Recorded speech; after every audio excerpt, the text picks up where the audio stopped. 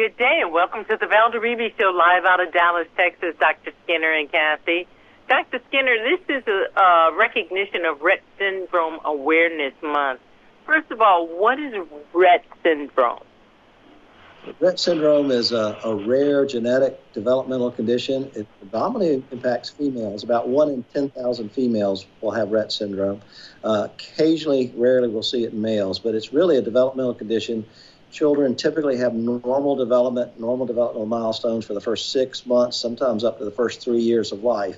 And then development slows down, then actually regresses, where these children will lose skills that they've previously obtained. It may be verbal language skills they lose, hand use they lose, some impact on motor skills. Fortunately, the regression stabilizes, but those skills never completely come back.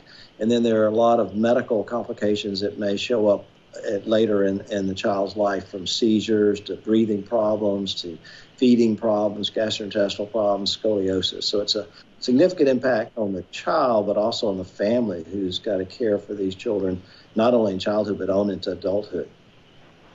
What's the impact with someone with that in the family? How is this family impacted?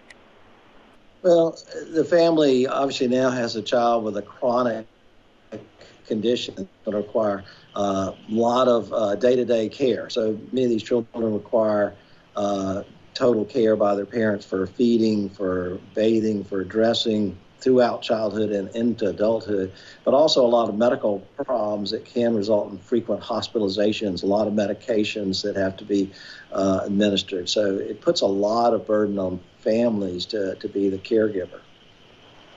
Dr. Skinner, I'm going to speak to Kathy just a moment. Kathy, I think you know a little bit more about Rett syndrome than you probably thought you would, but could you tell me what prompted you to see a doctor for your daughter and the challenges that you and your daughter have faced living with Rett syndrome?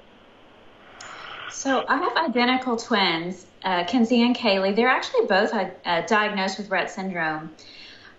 They are 10 years old now, but for the first 6 to 9 months, they developed normally. And then at about a year, we started noticing some differences. Kenzie just wasn't meeting the milestones that Kaylee was meeting. She wasn't crawling. She wasn't starting to stand up, to learn to pull up and walk. And so we were concerned. But about 15 months, things got even more concerning because Kenzie started hand wringing all day long, where she would sit with her hands right in front of her mouth and just wring her hands endlessly. She started teeth grinding constantly, and she just became very inconsolable and crying all day long.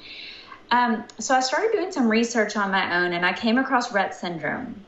She seemed to meet all of the criteria, so I set up an appointment to have her tested with a geneticist. And about a week later, we received results that, yes, she was diagnosed with Rett syndrome.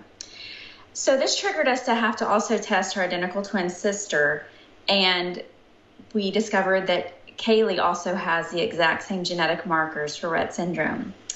At this time, they were about 2.5 years old, and Kaylee wasn't showing any signs of regression. But in the next 6 months, at about Kaylee's 3rd birthday, Kaylee began her regression with hand wringing, teeth grinding, inconsolable crying. She lost her ability to talk. She lost her purposeful use of her hands at age 3. And so her regression began at that time with Rett syndrome. And it just creates a lot of challenges. So as Dr. Skinner said, I'm 24/7 caregiver for the girls, diapering, feeding, mobility, medications. Kenzie is wheelchair bound. Both girls are nonverbal. Kenzie struggles with seizures and respiratory illnesses. And so it's just a lot of symptoms to manage as a family. And as a mother, I can only imagine how hard and challenging this is for you. I'm going to go back to Dr. Skinner, and I'll come back to you because I got a question for you. Dr. Skinner, what's the newest FDA-approved treatment for Rett syndrome? Because I see medicine making leaps and bounds. There has to be something. So this spring, the FDA approved the first ever medication specific for Rett syndrome.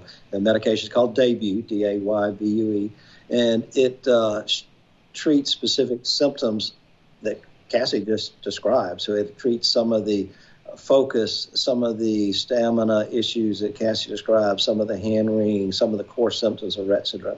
It's the first time we've ever had anything to offer families that was specific for Rett syndrome. So it's pretty exciting and provides hope that there's more that we can do for these families. It doesn't work the same in every family and every patient, so we have to be aware of that when we're prescribing it. It does have some side effects that we have to work our way through, such as diarrhea and vomiting, but it is something we can actually offer to families that treats the core symptoms of Rett syndrome. Kathy, I just have one more question. How do you feel with this opportunity to have something to help you? We are just so excited to have a treatment that's actually specific for Rett syndrome. And we've seen some good progress with our girls. We are starting to see more focus, more energy. Their eye gaze communication is better. Their vocalizations are improving. It's just great to see that between each other and with our family. We're starting to see improvements in therapy, and we're just starting to see more good days than bad days for the girls. And so we're very excited about that. Well, I hope you have more good days on the horizon without bad days. Thank you so much for sharing your life and your girls with us. Dr. Skinner, where can my audience go and learn more? Because I'm sure there's someone listening who needs the same kind of guidance or help that Kathy has received.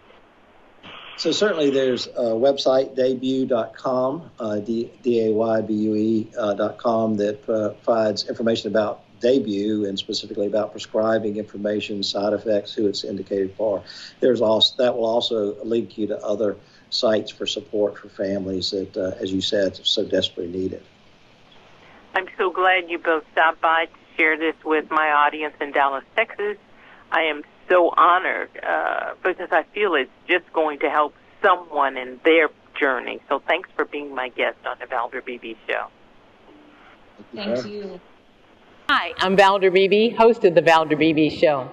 We have over 1,000 videos on ValderBeebeShow.com and YouTube.com/Valder Beebe Show. We upload new videos daily. Our site is a modern baby boomer platform with news and information important to boomers. Subscribe to YouTube.com/Valder Beebe Show and stay connected as I interview the world's most fascinating people.